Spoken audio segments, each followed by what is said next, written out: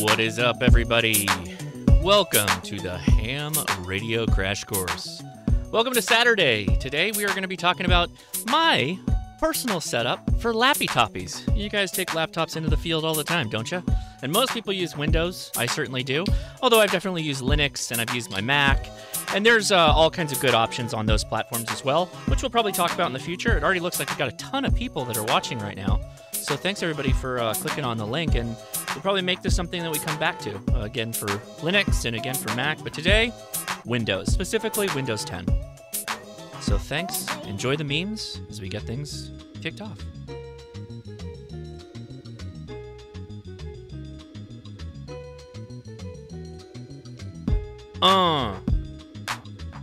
Music by Sonic D, link is in the description, my buddy, my pal, Sonic D.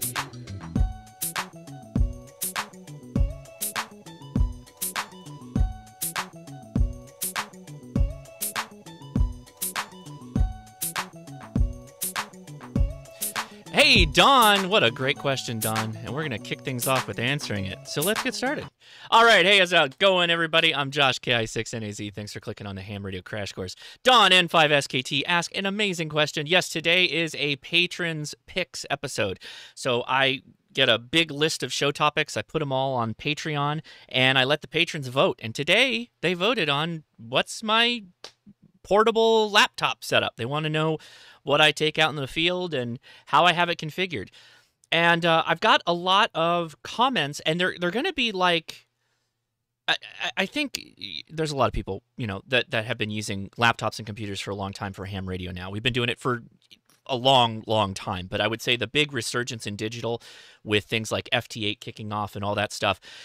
A lot of people know how to make WSJTX work and JS8 call and all that stuff, but laptops, specifically laptops, there's some pre-work you should actually do here. And we're going to be talking about one of the biggest things that I recommend everybody do when they get a laptop, when they start out, because it fundamentally, on Windows, and there's already a link in the description if you're so inclined. Some of you have probably already seen it. You may be Googling it right now, and you may have already downloaded the scripts to make this all work. But, yeah, we're going to cover that in a little bit. Thanks again, everybody. Appreciate you. If you have a question as we go, this is a live show, literally. These are all people watching. Some 256 people watching right now. Thank you very much for doing that. If you have comments or questions, post them in the chat, but say question in somewhere in the word, in your comment, or at Ham Radio Crash Course. It'll pop up. It'll be a nice color, and I can see it really easily because the chat starts flowing pretty fast as we get started here. So let's jump over. Let's go on over to something I want to say. Happy holidays, everybody. Leia, the Christmas elf Leia, has been quite busy coming up with some new merch items. First one, the FT8 neoprene bag. Hey, do you have ham radio gear that you need to shove into a little pouch and you want a unmistakable way to know that that is my ham radio pouch? Well, we got you covered with the FT8 neoprene bag. And unmistakable that this is for ham radio. So you got a couple of different options, actually. I believe there is, 10.6 inch, so a decent size for throwing cables, possibly an antenna, maybe a K6 ARK antenna in there, as well as a number of ornaments. My favorite, of course, being resonate, radiate, propagate. Put that on your tree, confuse your wife, and the appliance operators local union ornament. So make sure to put that up there. Leia also made Technician General and Extra for anybody who, you know, maybe you got your license this year and you want to commemorate it, or you upgraded to Extra. Congratulations if you did that.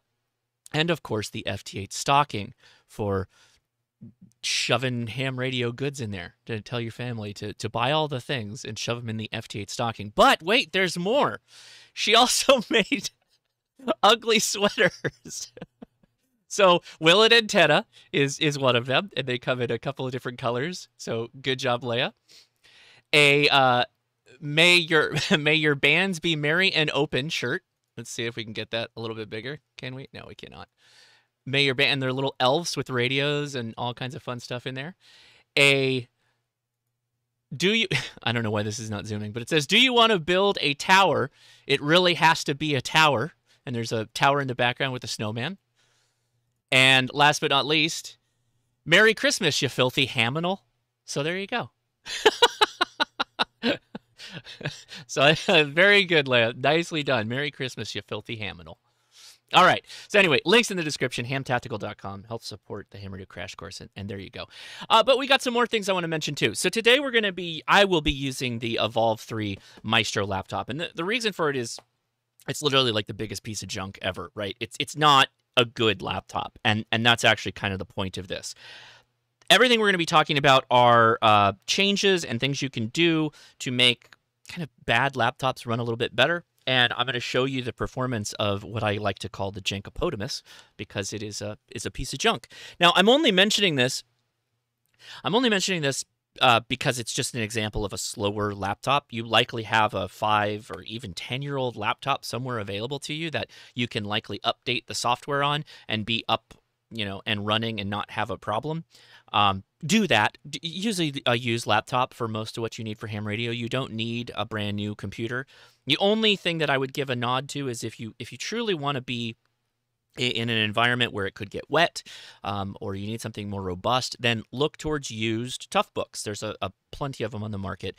And if you have questions on Toughbooks, there are a number of Toughbook aficionados on our Discord, the Ham Radio Crash Course Discord, which is the link is in the description. By the way, after we finish the show today, we're going to head on over to the Ham Radio Crash Course Discord, and we're going to take your questions live, and it could be laptop related. I know we're going to have comments on Linux and Mac OS, and guess what? Mac OS has gotten a lot better in the recent years with software, so that is something we can talk to as well.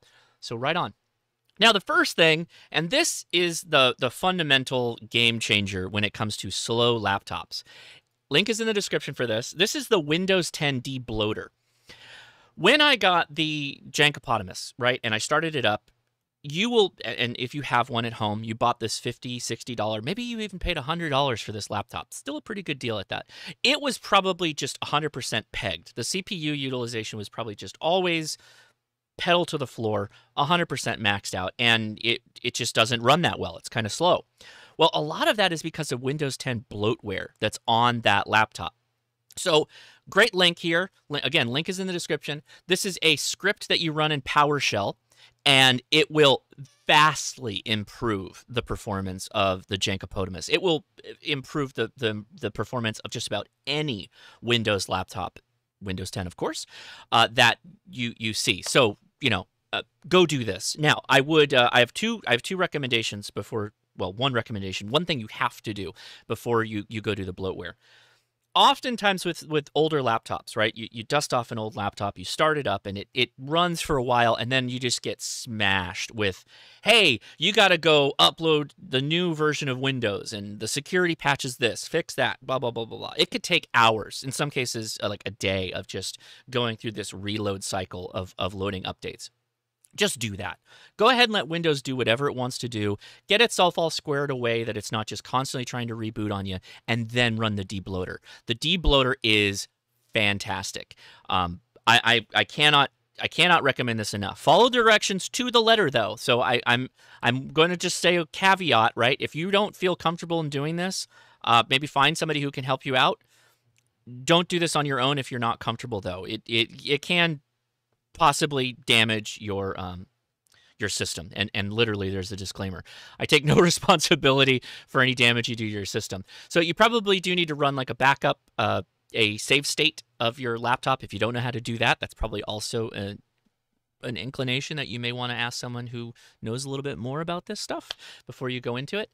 Matt Denny asks, will this work on Windows 11 or just Windows 10? It's called Windows 10 debloater, so that's what I'm gonna go ahead and say with that.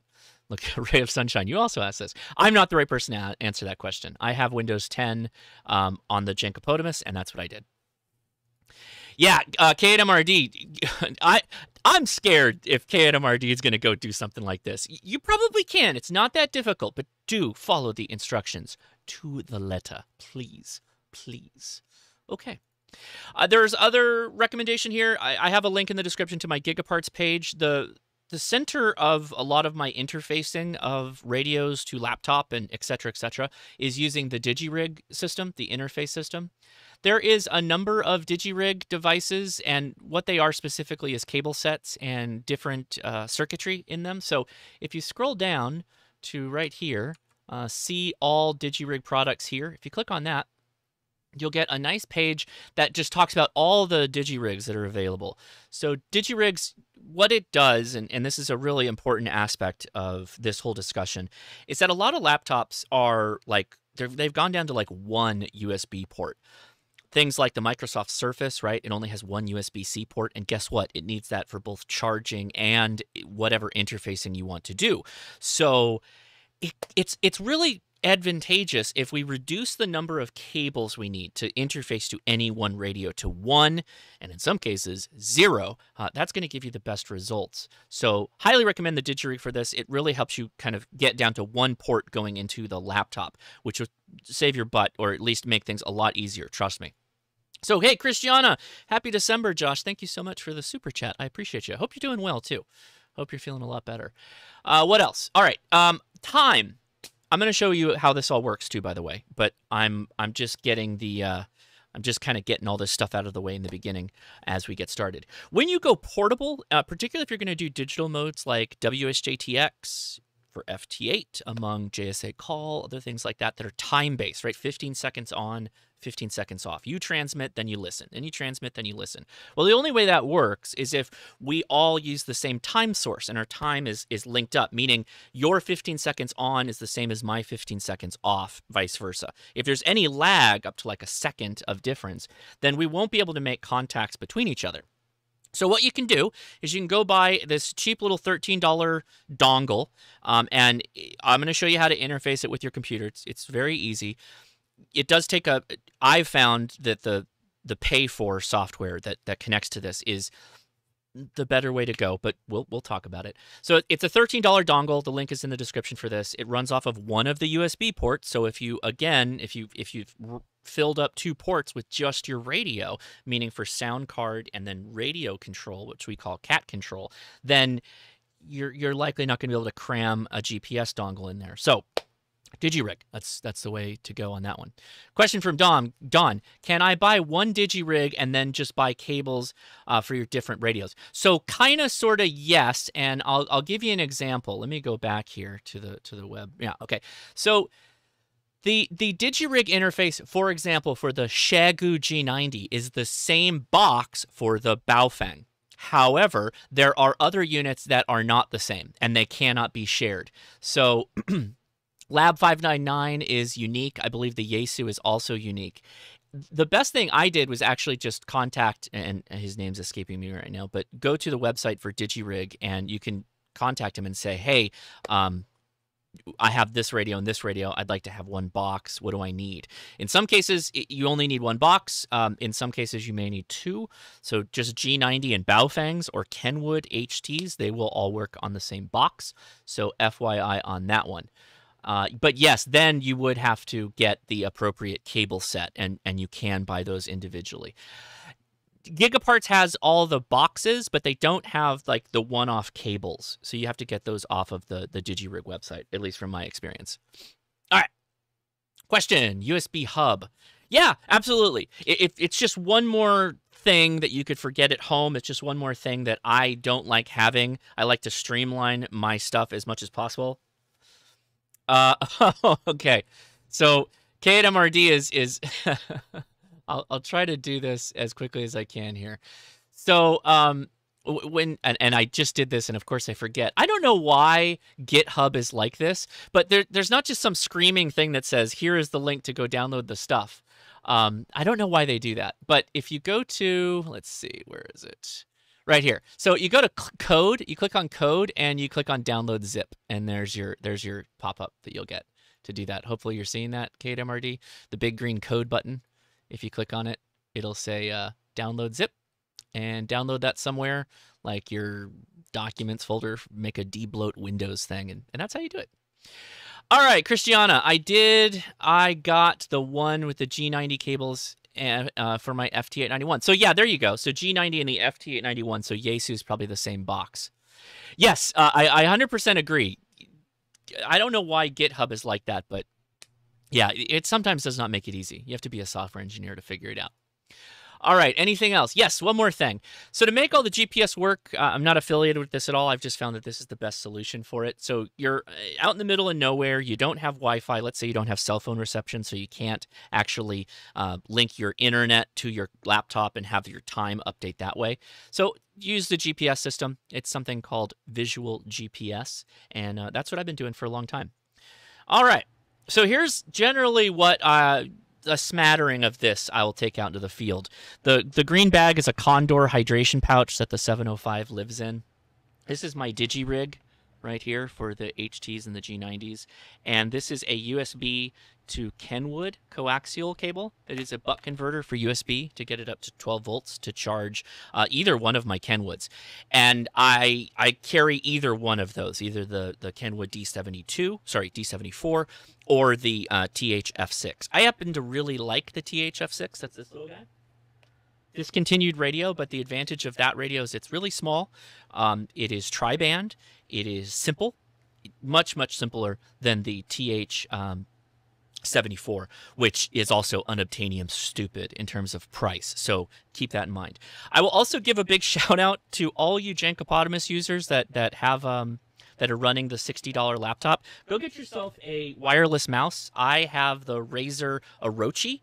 That's what that is right there.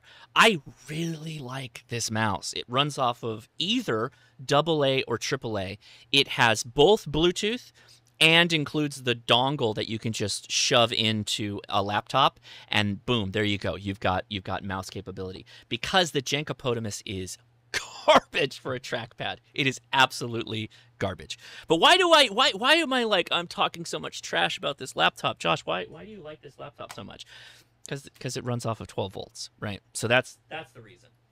And that's why that goes along with me usually, which is a Buddy Pole Power Mini, a wonderful Denko battery, a collaboration with the Hammer to Crash Course and Dennis.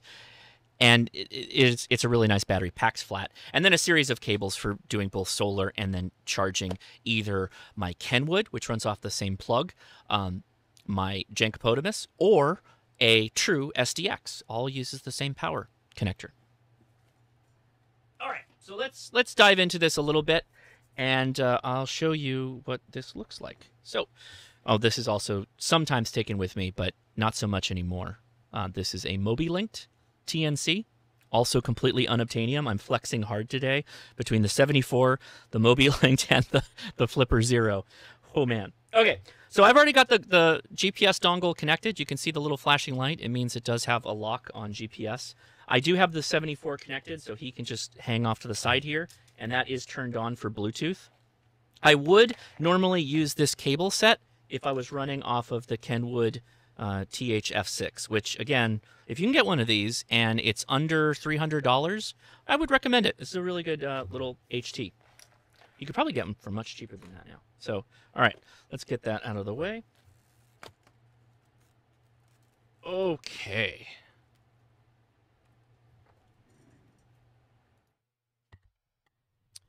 Come on now. Let me go back to me for a second while this comes up. Come on, Lappity Top.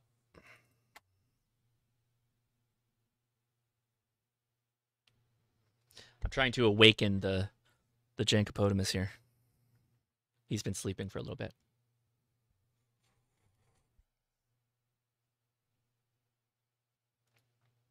No. No, I'm running the Jankopotamus on 13.8 right now. Unless it's unalived itself. But that's all I've been running it off of, so shouldn't. But maybe it did. Maybe it did right now. There it is. It's back. Hold on.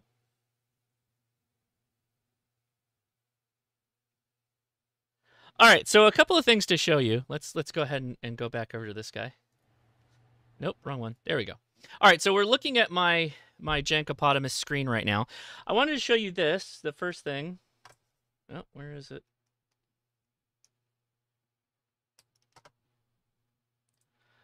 All right, so that was the CPU utilization. Just hit idle on this thing before running the debloat. Totally just horrible, right? Really bad. So where am I? Why am I not here? I should be on the screen.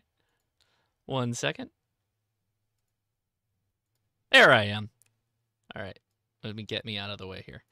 All right. So that was my utilization process utilization right when you just get the Jengapotamus out of the box. It just comes pegged, right? So let's bring that up really fast what it is now. I'm going to close this.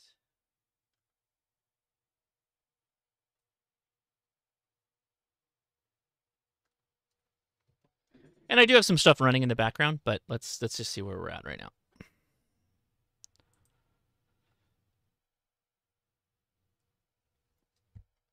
So vast improvement, vast improvement.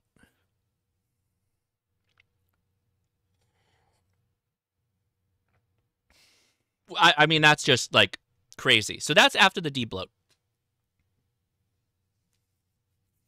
Yeah, Mike. Yeah, the mouse should be cheap. Isn't it under $50 for the mouse? Should be.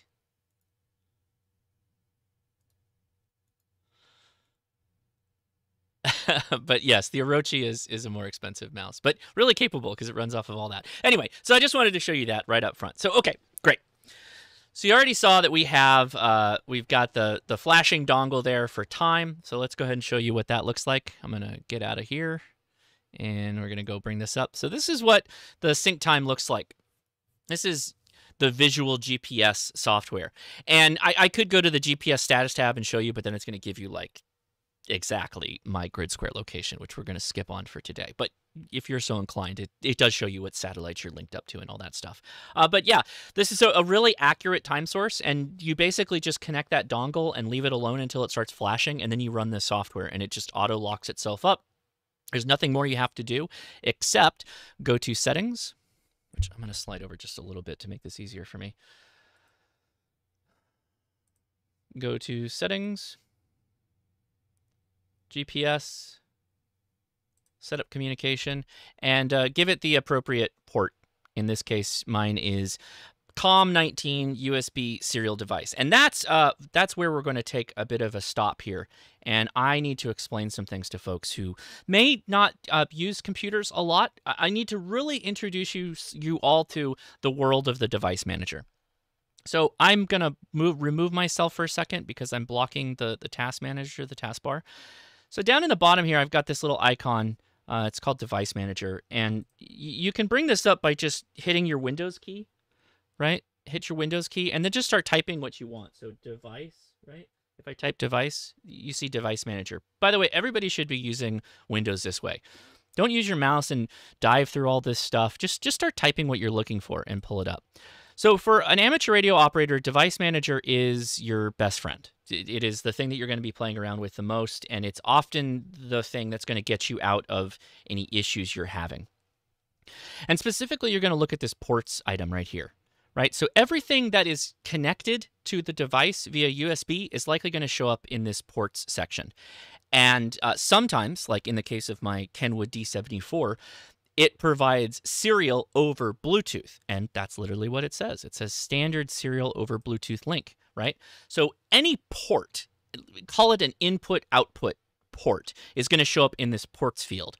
You're going to need to know that specifically when you are messing around with digital modes and interfacing the laptop to your radio or radios or GPS dongles, whatever. So that GPS dongle being on USB COM19, I didn't just guess that the GPS was on COM19. I pulled up my device manager. I was looking at it. I had the ports, open like it is right now, and then I plugged the USB in, plugged the dongle in, and sure enough, 19 wasn't there before I plugged it in. I plugged it in, and boom, 19's there. So now I know the GPS dongle is 19. I know this is a bit rudimentary for some of you, but I know there's a lot of people that don't know this, that they're kind of hearing this for the first time. So that's what I do. I bring up Device Manager when I have a new device, a new plug, a new anything, new radio, and I don't know what port it's going to be on. I open this up, expand the ports right there, the tree, and plug it in. Boom. Then you see the one pop up. That's how you know.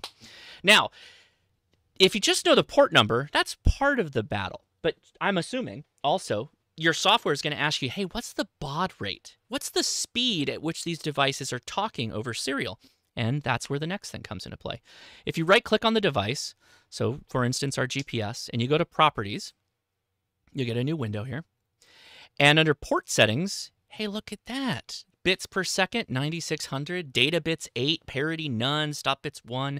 These are all things you probably have seen if you've messed around with WSJTX for running FT8 on your HF radio, right? This is very important stuff. And that's exactly what you do. You just use Device Manager, right-click on the port that you believe is the radio in question, and that's it. That's all there is to it. Okay?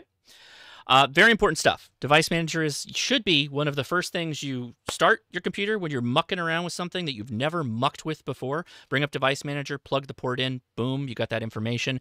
Bring up the properties, go to Port Settings, and then there you go. And then I just kind of like move this off to the side and just be like, hey, you're just going to hang out there when I set something up. So case in point, let's bring up WinLink. So I think I have WinLink open. I'm going to bring myself out of the way again. So WinLink is this crazy checkerboard icon down here below. I already did run a packet selection or packet station, and I have no emails because I already replied to all my emails. So if you had sent me an email, ki6naz@winlink.net, I believe, I've already replied to you. But anyway, let's close out of that. Doobity-doop. There you go. So this is just WinLink, right? So if I drop down this list, my Kenwood D74 is set up for packet communication. So I'm going to go to Open Session.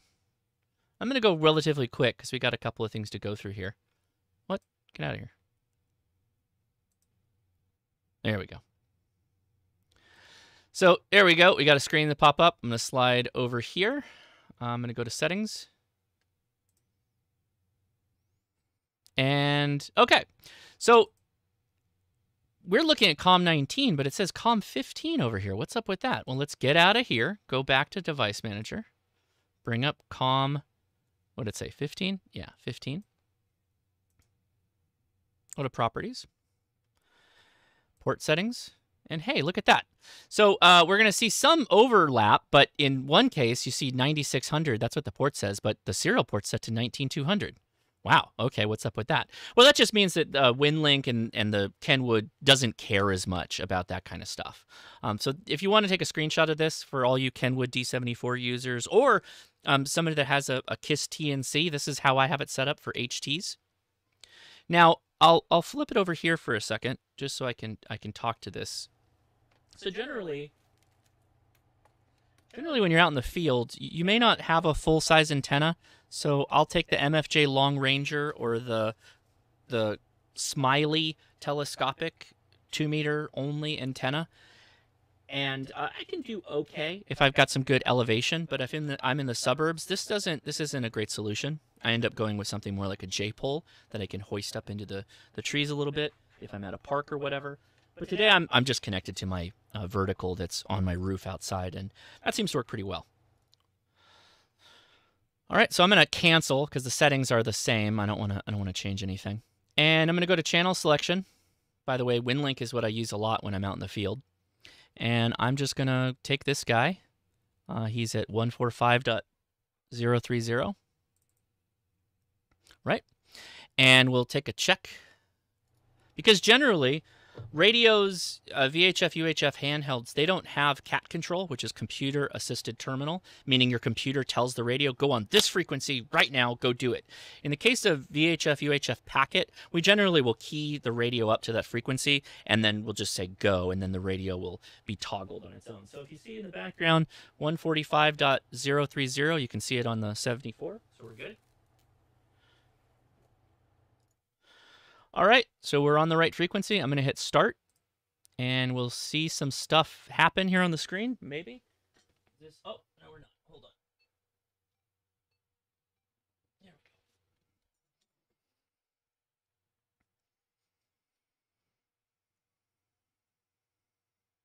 go. All right, there it's connected. And you may see the green light in the upper, over there on the far right. You might see a red light here in a second. There's a little bit of red light. So it is transmitting. That's what we're looking for.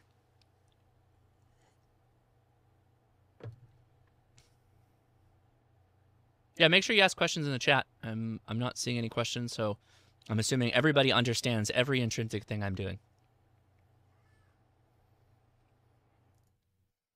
Now, I don't have any email, so that's why we got this disconnect reported here. So no big deal, right? Okay.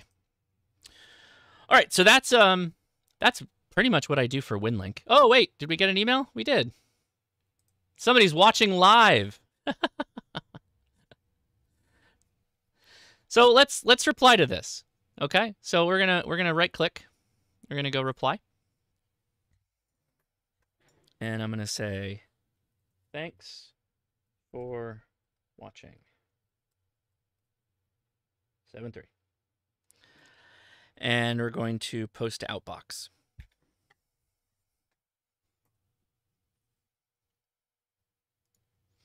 So now when I go back into open session for packet, we've got one item sitting in the outbox here. I'll start. So we're just going to go back to that same node because we had a good time connecting to it. And we should see, do we see that red light on the radio, far right side of the screen? We don't. Aha, hold on. It wasn't in KISS TNC mode. Ah, there we go. You see now it's receiving, and transmit. See that red light? It's transmitting. All right, so we should be transmitting our email right now.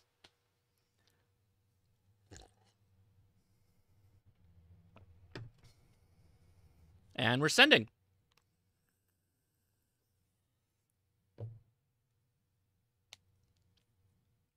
Done. That's it. All right. So thanks for that email. Appreciate it. All right, so that's my WinLink setup. I like to do that. You know, sometimes if I'm doing a PODA or SODA, I just like to go straight to that, download some WinLink, send some stuff out, just kind of do it to get used to it. Since we have the Kenwood connected, though, we're going to play with my next thing that I really like. I'm going to bring this down, and I'm going to close this. I think you get the idea of device manager. Very important. Yep. Hey, Bill Durkin. BK TimeSync software is free. I use it with the same GPS dongle. So there you go. Guys, go check that out too. I found visual GPS is really simple and handy though. So, you know. Yeah, if you want to try it, go for it. Okay. All right, I won't be flexing with my flipper right now, maybe later. I am going to show you my next thing that I really, really like to run. And I'm going to get myself out of the way again because I think I'm blocking it. All right. So this is APRS IS32. And if you click on this guy, it gives you some real nostalgic feels on this bad boy. But let's pull it up. Yeah, it's going to explode with Windows. I've got some screwed up setting, but give it a second. Oh my God. I don't know why it started doing this last night, but it's going through and like querying all the stations that I've heard, which is just gnarly, as you can see. Oh my God.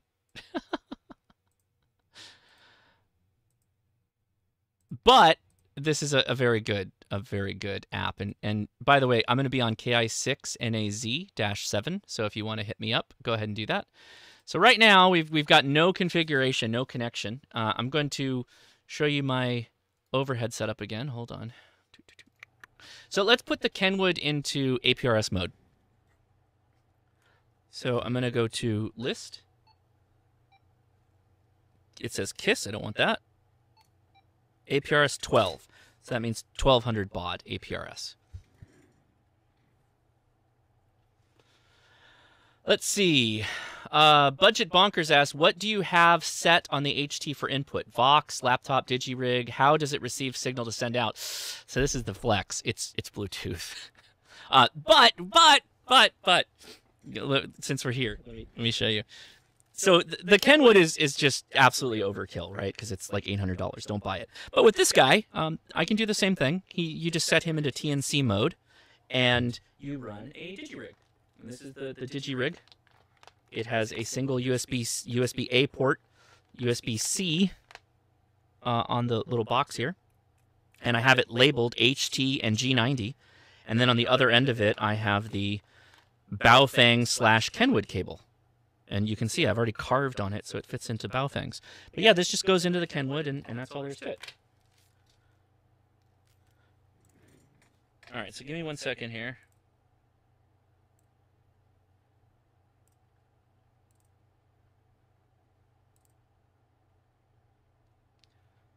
All right. I've zoomed out enough to hopefully that's... All right. So this is the APRS software that I generally run. APRS IS32. And it's pulling in signals, pulling in stations, and they'll start populating on the screen as we go. The advantage of this software is it's like full control of APRS, meaning I can receive messages, transmit messages. There are a number of things I can do. I can actually go into and have a chat message with somebody. If someone sends me a message, we could actually do chat if they are so inclined to set up. It also will pick up all of the eMic messages that come over for weather stations, or for example, this K6XIX-7, he's advertising that, hey, he's also on 144.390, which is his WinLink node. That's pretty handy. Did I do that?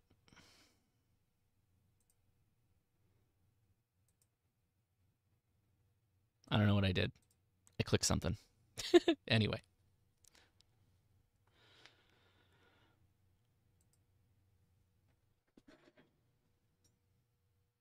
Hold on.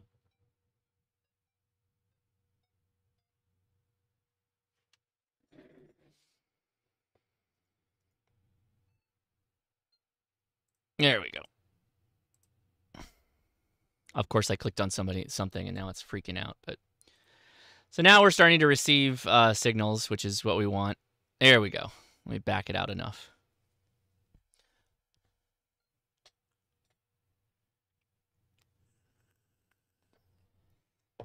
And I like to really use this when you're in the field again. When I was out at Thomas Mountain, we had this set up, and we were picking up all kinds of stations. It was a lot of fun. I really do like WinLink. I think it's really cool. And in fact, it'll go so far as to show you where there are like emergencies, all these little hazards, road hazards, etc. Whether or not they're accurate, you know, that's another question.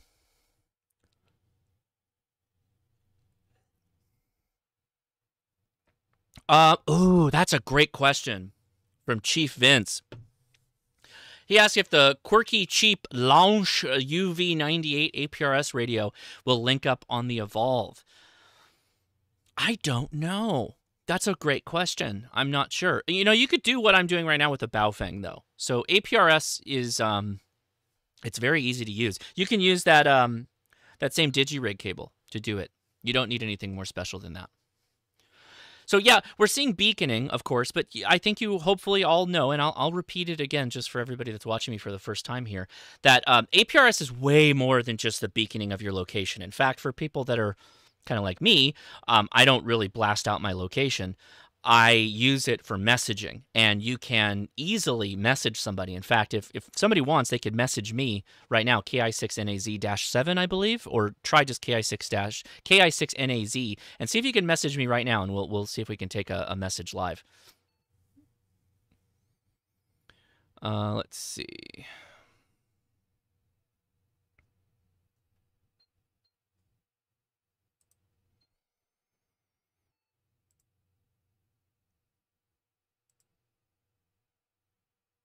Yeah, see, we got a somebody transmitted status emergency.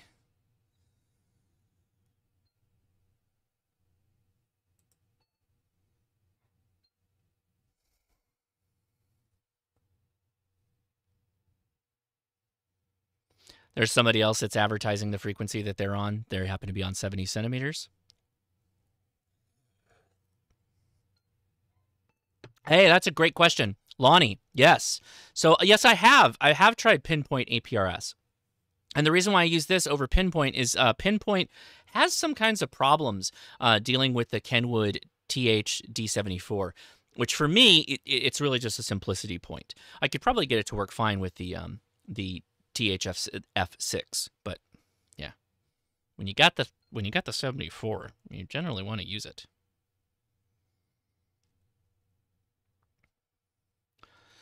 Somebody's transmitting on 520, advertising that they're on that location.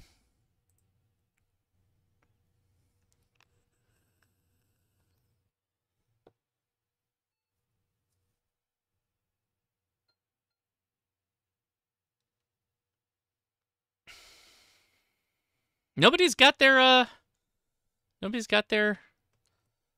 APRS set up. Send me a message.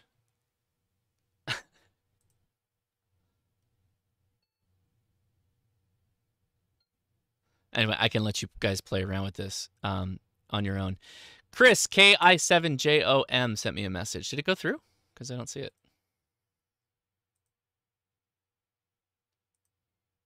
Anyway, we're not going to hold the stream up on that.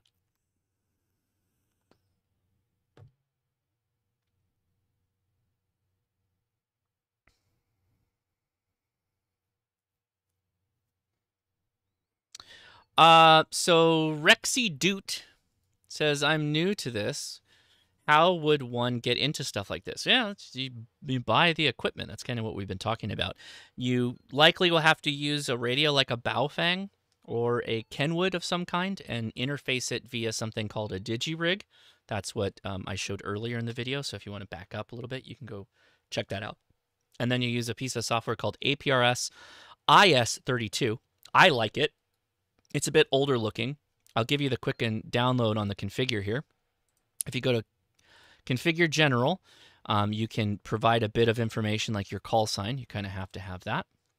And if you go down to, where is it?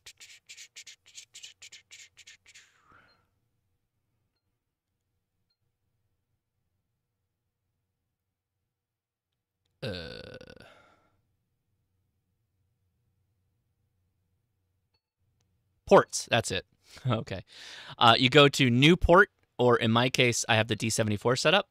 So this is where you would put information on how to connect it, how to connect to it. If you go to device, you tell it, oh, this is the THD74. Not moving altitude. There you go. I have this cranked on with display info because I thought it'd be fun to show everybody as all the bells and whistles are going off, but normally I turn a lot of this stuff off because you don't need it. So you can copy this page. This is what I have set up. THD74 is what I have set as far as Bluetooth first setup. And I believe if you go to Newport, yeah. So you can say what it is, whether it's a KISS connection, Simply KISS, any type of stuff. There's actually a couple of Kenwood selections because Kenwood was very active in APRS for a really long time. And so I just created a new port that allowed me to do that. All right, what time we got? Almost 15 minutes to the hour. Boy, this always goes fast. Although hopefully this is fun for everybody. Hopefully you're getting some information out of this. And again, I'll try to answer your questions live right now. But if you want real fast answers or more involved answers, go follow us or join the Discord, and we'll try and I'll get to you in a second. Nerd alert. Join us on the Discord for the after chat, and we can have more discussions there. So Nerd Alert says your IS passcode looks wrong. It should be 4 digits. Yeah, I skewed it so people wouldn't try and use it or anything like that. So yes, you're right. But you still should be able to send me a message. So let's see. Read messages should be all there. I don't see it. I don't know what's going on. I likely screwed something up in setting this up, but normally you get like a little window that pops up and you can go into your messages. Is that it? Nope. Nope. Nope.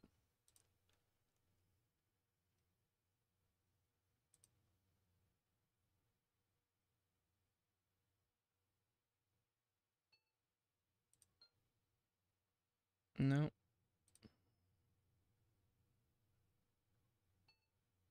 Well, something's screwed up. Hey, Ham Radio 2.0. Hey, I can't click on that. It's so new that the bot doesn't let us do that. He gifted 5 Ham Radio Crash Course memberships. Thank you for that. And let's see if I can click that. I can't. Oh, that's weird. Oh, that's a bummer. I would like to say thanks, but yeah, appreciate you for doing that, Jason. Everybody go. Everybody subscribe to Jason if you're subscribed to me, right? I don't know that that's a possibility of that not being true, but who knows? Go check out Ham Radio 2.0. There you go. I can give you that at least. Cheers, Jason. Hope you're having a good evening. So everybody can now see my videos posted slightly before everybody else if you're a member. That's the perk for being a member. All right, let's get out of this nonsense and get over to the HF side of the house. So we'll close that out. Oh, you have unread message. Why are you... Okay. Okay. Holy smokes. Get out of that. What? I said no. I said no, dog. There's something wrong with this. I gotta fix this later. I don't know why it started doing this last night. I was getting ready for the live stream, and it just went totally nuts. Yeah, no, I'm pretty good with Windows. I've been using it, God, forever. But, you know, it's not so much me and just quirky stuff like that. Look at this, just nuts. Look at all these windows it pops up. Crazy. Let's see if that fixed it. No, that's just a warning. All right, that's enough of this nonsense. No. Oh, wait.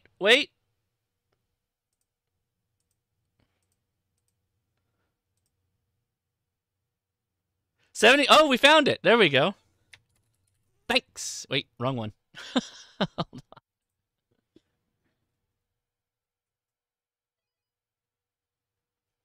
All right, well, we figured that out, kind of. It should pop up like that, but I think because all those windows that it's got going, it's all screwed up. But here we go. Hopefully, let's see if that works.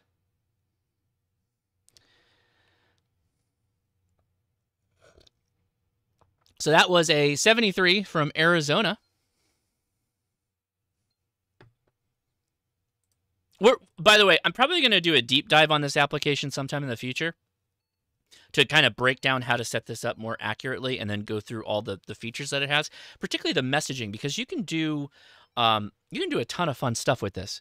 You can do like a broadcast beacon over APRS. You can message single hams. You can, there's like 30 messages. Where are the messages? Why am I not able to pull them up? They're not popping up for me.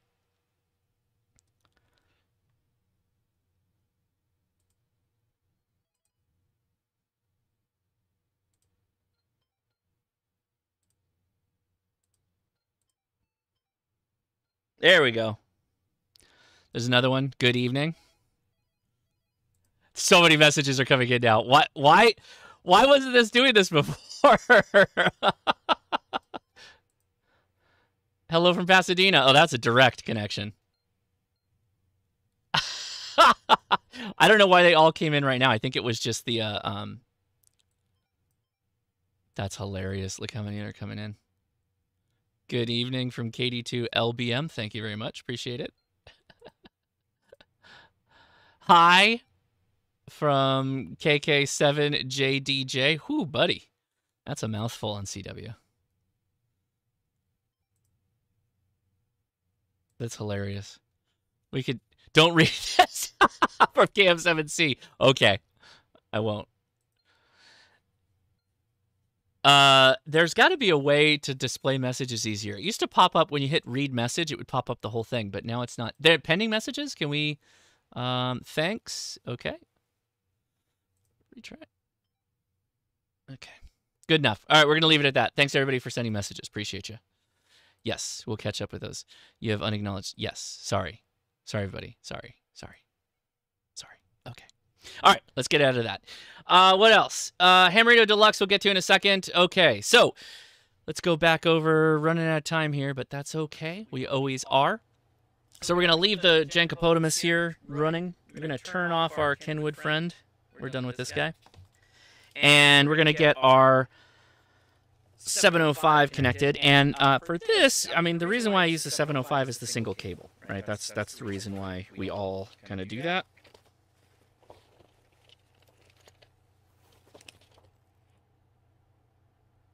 Oh, I know where it's at. Well, that's a bummer. I need another cable.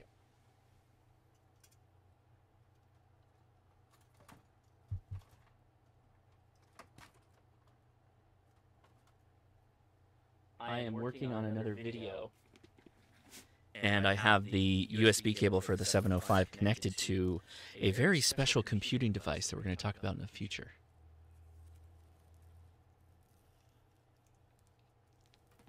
All right, so we're going to go on the side here.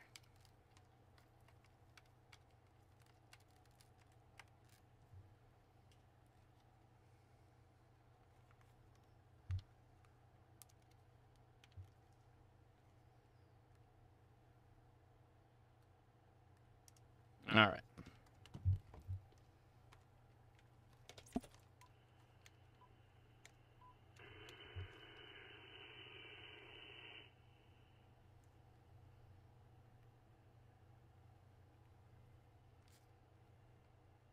All right, so something like that. Whoop, you can see it. Very good.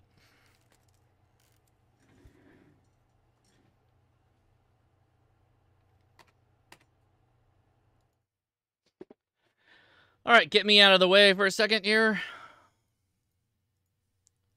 We're going to go to Ham Radio Deluxe, which should already be set up, but if it's not, I'll just show you how to do it. It's pretty easy. And yeah, we're going to use Ham Radio Deluxe on the Jankopotamus, the 1.1 Celeron processor. All the power of the speed of smell to make this work. Oh, see, it should. Did it get it? I don't have the port. I may not have the port selected correctly. We'll see. We're going to debug now.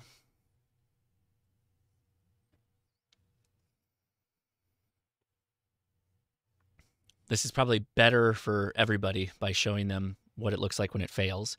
So what did I do different kids than I should have done before I plugged my radio in? I should have ran the device manager. Right? And yeah, sure enough, it's complaining. It's like, I can't find anything. That radio you said exists doesn't exist. All right, no problem. Hey, look at that. We got a IC705 serial port A is on port 8. What do I have selected here? Port 7? That's not going to work. So we got to go port 8. And I could just say, you know, figure it out on your own, but I'm helping it out a little bit here. Let's connect again. And then sure enough, it got it. Now, you probably noted that it said 7300. Why did it say that? Well, it's because I have it configured, the 705 configured as a 7300. And that's for a very specific reason unrelated to this video or how I normally use the 705, but FYI. Okay, so we have now we have full control of the 705 via the software. And if you, let's see if we can show you this demonstrate. So I've got the cat control. I'm rolling the mouse. Okay, there you go. Maybe probably saw that. All right, so with this configured, now I can basically run any ham radio software I want. So we'll do WSJTX. WSJTX time. Go back down here.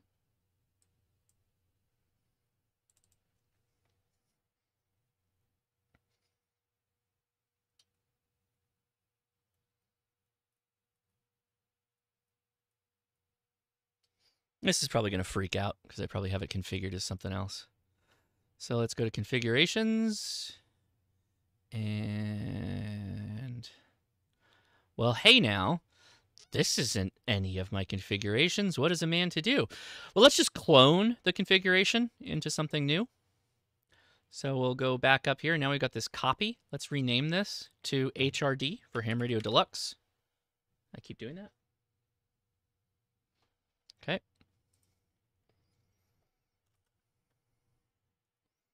All right, so now we have a not correct. Is Josh not getting noise on his? Oh, I probably am. I'm just using this as a demonstration. I don't have I don't have my toroid cables in my office. So, all right, here's my copied configuration. I'm going to go into radio. I'm going to go to H for HRD. Where is it? Ham Radio Deluxe. Network server's fine. We're going to go front mic. No, we're going to go USB data packet. I'm going to go fake it. And there we go. Boom. And are you transmitting? Dog, are you transmitting? Yeah, transmitting. Okay, good. And audio, we're going to change this to the appropriate audio cable, which is going to be USB codec. That's it. So now, we get my big head out of the way here. Hey, look at that. We go to 20 meters, so I'll be 20 meters FT8 right now, guys. And we'll look at the waterfall. Hopefully we should see some action. Maybe.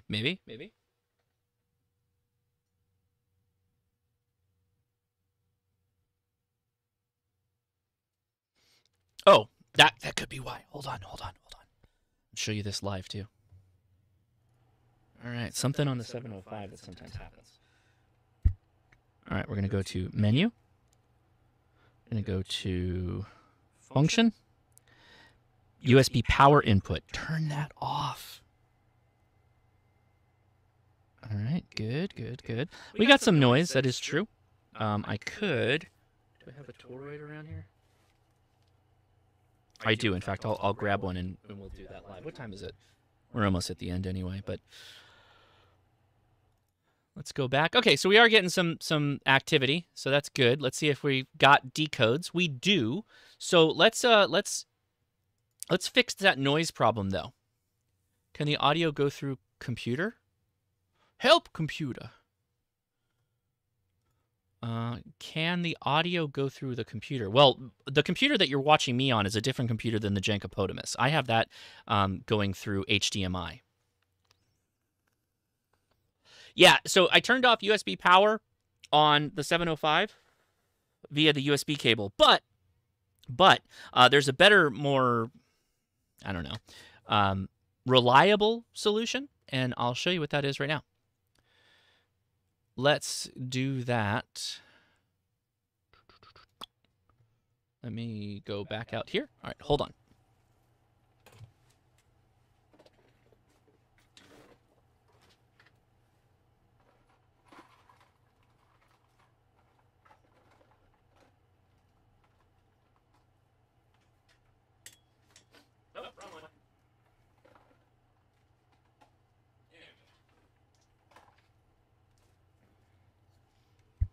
All right, let's see if we can fix this.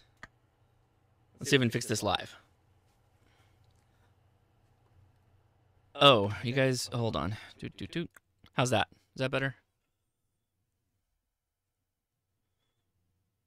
Yeah, how's that? Should be fine now. Okay, so we've got a USB cable here, right? So I'm just going to take a toroid.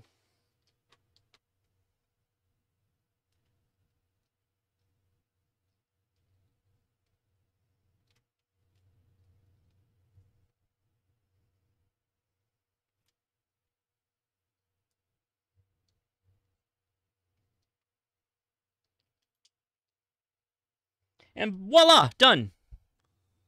Done. Kind of done. Oh, it came back a little bit. I don't know what happened there.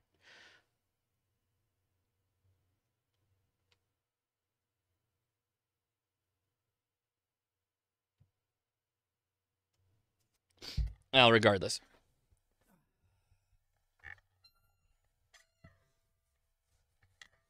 Yeah, it should be good now, right? We should be good. I think we're good. All right, let's see how we did. Find an empty spot on the waterfall.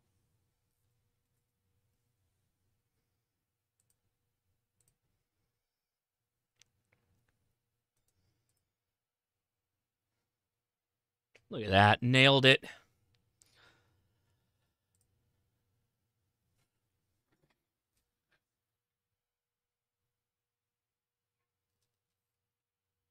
By the way, this is not my normal cable that I use with the 705, so apologies. I have a much better cable than I normally use.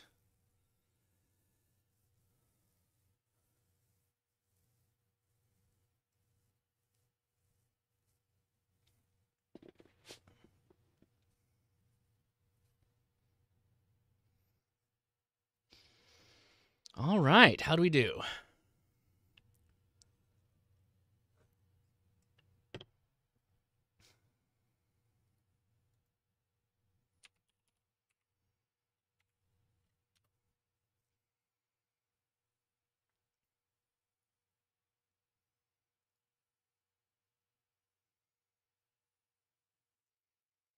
Yeah, howdy. We got out a little bit.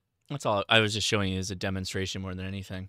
So I am on the Step IR. I'm only running like 5 watts, but yeah, we're getting out there. That's only my first CQ, but yep, no problem. Got in there. So that was actually really a fastest demonstration on how to set up Ham Radio Deluxe for doing FT8. It's really just as simple as tell FT8 it's Ham Radio Deluxe, make a configuration for yourself, and then that's really all there is to it. It's pretty simple.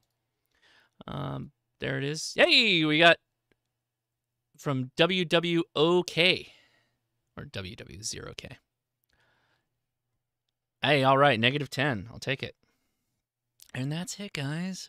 That's all there is to it. If you could do this, you can do JSA call, smattering of all the others. And I would recommend if you're going to do WinLink over HF that you go watch my other videos that are focused just purely on HF WinLink, particularly VARA.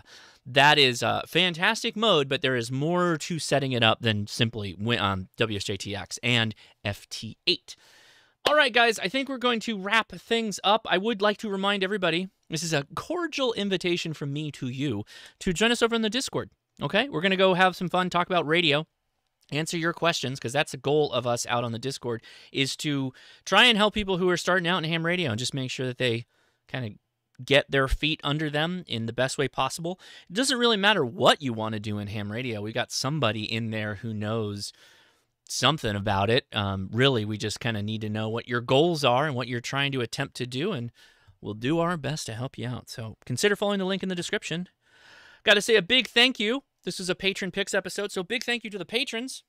There are some names in here I realized that have been supporting me for years now on Patreon, and I just got to say from the bottom of my heart, thank you so much for all the support, and I hope that these videos continue to be helpful and that everybody is, you know, I mean, that's why we're doing them. That's why I'm doing them. And the fact that these people help me make the videos that hopefully help lots of people is kind of the point of all of this. And so these folks really do make this all happen. And I can't say enough thank you for all of it. So yeah.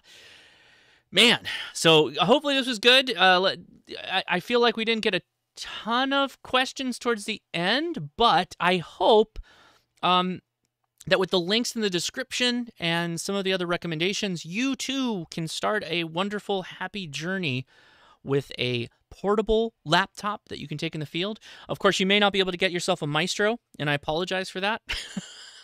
But there are still plenty of laptops available, cheap laptops that you could you probably own one. It's just sitting in your office somewhere that you're like, or you handed it, you know, you gifted it to somebody. It was a hand-me-down. They're done with it.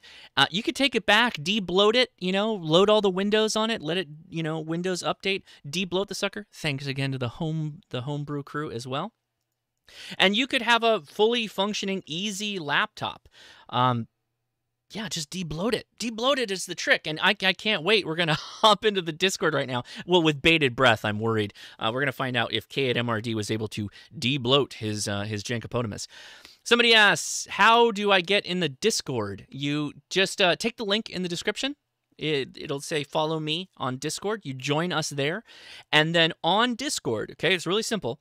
So it's kind of like an old school chat room. On the left-hand side are all the different chat channels we have, and one of them is #live-stream. And then there's a live-stream voice. It's got a little speaker next to it. So go ahead and join. Go to the #livestream. You're going to have to wait a couple of minutes. There's a built-in timeout for people who are joining us for the first time. But after you've gotten through the timeout, click on the voice channel, and you're going to be able to hear us all talking. Now, if it's all screwed up for you and you can't hear anything and your mic's not set up, whatever, there's going to be a gear at the bottom left corner. If you're on a PC, if you're on a phone, then the menu is going to move around a little bit. But you need to generally set a microphone and speaker, and we require a PTT button, just like you'd use on a repeater. So that's all there is to that. Yeah, do not turn on video. We only use mic and speaker. Hopefully you've got a headset and a nice microphone. But we work with people that have phones. We get a lot of people who join us with phones. And we're happy to help you out. That's the whole point of all this. And so thanks, everybody. Appreciate you. I'm going to be heading over to the after chat here shortly. So 73 if I don't talk to you on the Discord. Take it easy. Enjoy the memes as I play you out.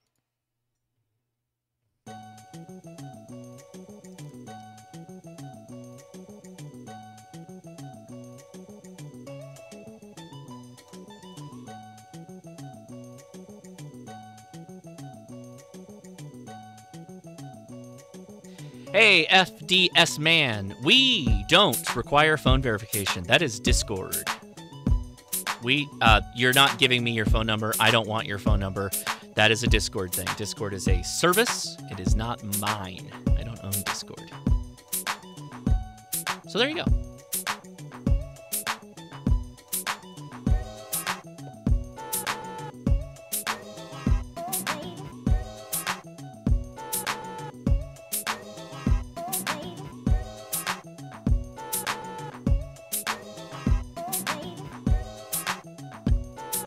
Hey, Jeff. Yeah, email me about Papa System. I get your guys' letters on like your lunches and stuff like that. I'd like to come out to one of them and catch up with you guys. I just don't know what the right mechanism is for that. Or maybe I just join you on the nets.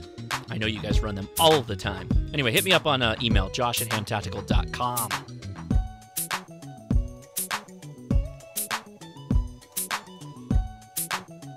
All right, everybody. See ya on the after.